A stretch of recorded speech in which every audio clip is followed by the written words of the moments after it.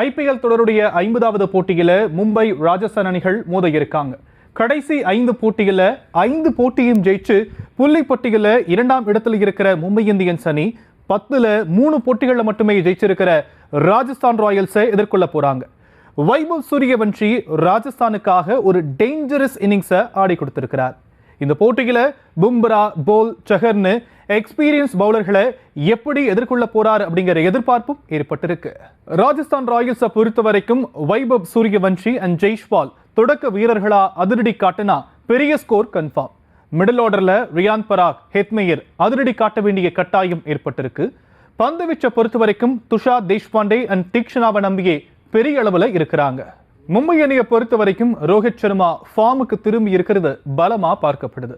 Suryakumar யாதவும் top ஆர்டர்ல perform பண்ணா மும்பையை அது வெற்றி பாதைக்கு கூட்டிட்டு போகும்.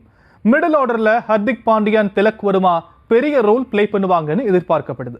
பந்து வீச்சை பொறுத்த வரைக்கும் பும்ரா அண்ட் சஹர் பெரிய அளவுல நம்பி இருக்காங்க. டாஸ் ஜெயிக்கிற அணி சேசிங்க தேர்வு செய்வாங்கன்னு எதிர்பார்க்கப்படுது. மும்பை இந்த போட்டியை ஜெயிச்சா கிட்டத்தட்ட முதல் குவாலிஃபயர் மும்பை வெர்சஸ் ஆர்சிபி அப்படிங்கிற நிலைக்கு கூட போகலாம்னு சொல்லப்படுது.